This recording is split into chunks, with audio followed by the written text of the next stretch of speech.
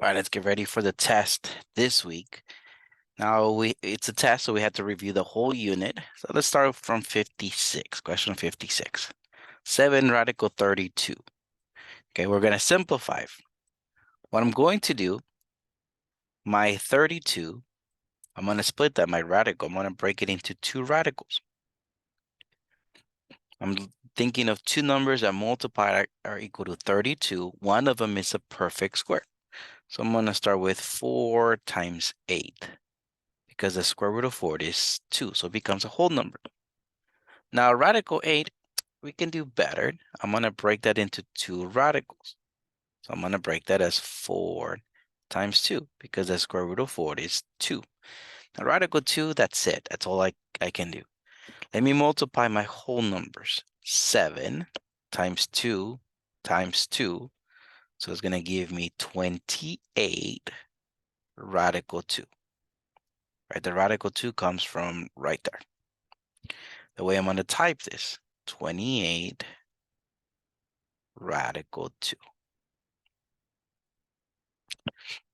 Then we also talk about, after this, we talk about Pythagorean theorem, right? Find the missing side of each triangle. Leave your answers in simplest radical form. And I said Pythagorean theorem happens when there's a 90-degree angle, which we can see. We need to identify which one is the hypotenuse, the one side that's farthest away from the 90 degrees, and that's going to be my C value. Remember, we call this A squared plus B squared is equal to C squared. Okay, so I have to go, my 6 squared is 36, right? 10 squared is 100. So I have 36 plus 100, it's equal to x squared. All right, so I have that 136, I combine those, 136 is equal to x squared. So that means that x is the square root of 136. All right, let me break this. I can go 4 times 34. The square root of 4 is 2. Now 34, nothing I can do. I can break it as 2 times 17, but neither the 2 nor the 17 are perfect squares. So my answer is going to be 2 radical 34. And the way you type that is 2 rad 34. Then we still continue Pythagorean theorem. It says find the missing side of each right triangle. Side C is the hypotenuse. Sides A and B are the legs. Leave your answers in simplest radical form. So let me square each of my sides, right? Let me take a look at B first. If I only had the whole number, 2, if I was to square 2, I get 4, right? Multiply by itself, so I get 4. If I only had the radical 2 times radical 2 is 2. When you square a radical, you just get the number on the inside. Now, because I have both, I'm going to say b squared is actually 8. I multiply those two, 4 times 2. And I'm going to say c squared is 13, right? C is a radical 13. When you square a radical, you just get the number on the inside. C squared is 13. So I'm going to say that a squared plus 8 is equal to 13. Notice I go a squared plus b squared equals c squared. It would be nice if the 8 and the 13 were in the same side of the equal side so I could combine them. So let me move that plus 8. Let me move it over as a minus 8.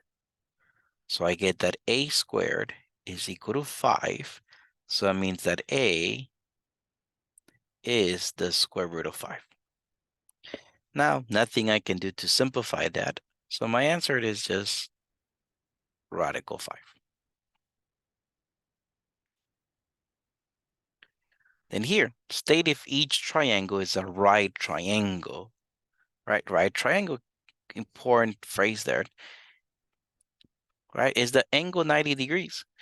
I know it's 90 degrees if Pythagorean theorem works. I'm just going to square each of my sides. So I'm going to get This side is 25. This side is 144. And this side is 119. When you square a radical, you just get the number in the inside. I know 144 is the biggest side. So here what I'm asking is 25 plus 119. Is this equal to 144? Yeah, 25 plus 119 is 144. So yeah. So I'm going to say yes.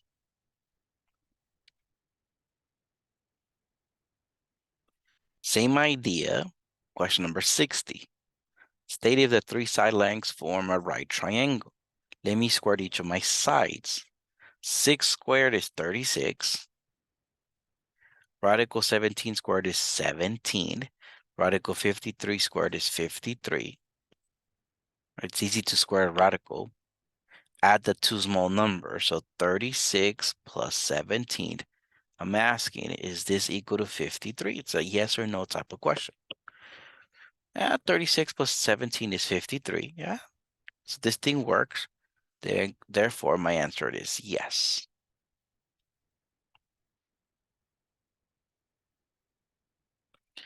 Then we move into 61. Now for 61, remember I gave you guys formulas. And then I was looking at question 31 through 36. Remember those? Gave you guys formulas. So based on those formulas, you should have them on your notes. I'm going to find out if this triangle is acute, obtuse, or right. I'm going to square each of my sides. So I get 25, 49, 74. I'm going to add the two smaller sides, 25 plus 49. I'm going to leave a space because I don't know if I get an equal sign, less than, or greater than 74. And I add the two smaller numbers. 25 plus 49 is 74.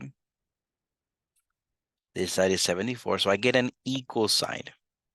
When I get an equal sign, that means this triangle is right. Like I say, you have in your formulas, you have in your notes, how to find out if it's obtuse or acute. And then, question 62, find the missing side lengths. Leave your answer as radicals in simplest form. It's a 45, 45, 90-degree triangle. So if I was solving for B, that's 9, because the two measurements that meet at the 90-degree corner, they're equal. If I was solving for A, I will say is 9 times radical 2. A whole number and a radical cannot be combined, so it's just 9 radical 2. We also saw 30, 60, 90. You want to have the small side, so in this case is B. I'm given the hypotenuse. So let's see, 16 radical 3 over 3. I know given the hypotenuse, you want to find the small side, you have to divide by 2. So remember I said dividing, just put a 2 at the bottom. So I could go this as 16 radical 3 over 6. Or simplified as 8 radical 3 over 3. That is B. So I'm going to say B is 8 radical 3 over 3. Cool, we know B. Now I want to solve for 8. I have the small side. You need to have the small side. So 8 radical 3 over 3. Let me make my fraction long. Right, that's the small side. In order for you to get 8, you have to multiply this by radical 3. So that gives me 8 times 3 over 3. The 3's cancel out. So 8. Let me zoom out. That's what we did.